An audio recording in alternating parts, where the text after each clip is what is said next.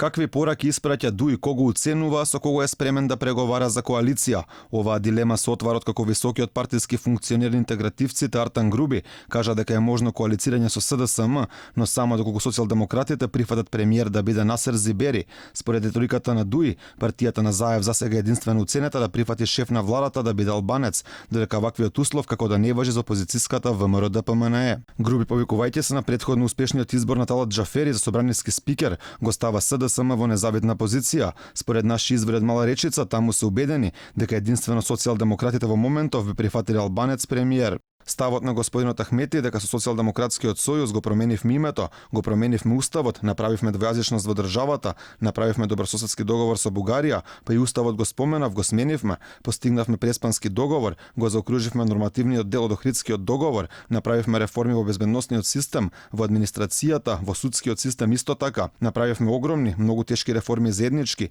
и граѓаните наградија, и ние секако дека сме отворени за продолжување на соработка со СДСМ, со Насер Зибери како премиер. Од Мала Речица ни случуваат договор за коалиција и со опозицијската партија од Македонскиот блок ВМРО ДПМНЕ, Али Ахмети во неколку наврати во текот на предизборната кампања најави дека Зоран Заев нема да биде премиер на Македонија, а во интервју за МИА во предизборието за коалицирање со другите политички субјекти наведе дека услов е да не се прекршуваат договорите со Грција и Бугарија, не споменувајќи уцената за албанец премиер.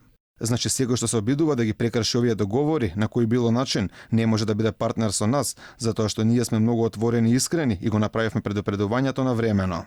Во јавноста на големо се шпекулира дека е можно постизборно партнерство на ВМРО ДПМНЕ и Левица, на тој начин би дошло до израмнување на силите со СДСМ и БЕСА. Ваквите шпекулации добиваат на тежина ако се знае дека партијата на Апасиев е единствена левичарска партија во Македонија, која цврсто застанува во одбрана на македонските национални интереси, зашто се залага токму и најголемата опозицијска партија. Според наши информации од Мала Речица, таму постои расположение за преговори со ВМРО ДПМНЕ и Левица. Преку статус на Facebook, партнерство на ВМРО ДПМНЕ и Левица најави високиот партиски функционер на ДУИ Бујар Османи.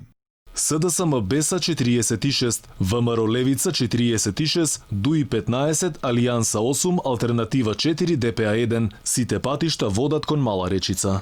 Дека ДУИ е подготвен да се откаже од цената за албанец премиер, во што не е јасно на Алфа, каже новинарот Дестан Јонузи. Мислам дека ќе има оставки тука и нема да имаме во овој период албанец премиер, туку ќе имаме јаки преговори за јаки позиции, за јаки министерства, за јаки директорски места. Останува отворена опција БЕСА во собранието да настапува самостојно, со што коалицијата Можеме на СДСМ би останала со 4 пратеници помалку, што би ги направило втора политичка сила во Македонија, со 2 пратеника помалку од ВМРО ДПМНЕ.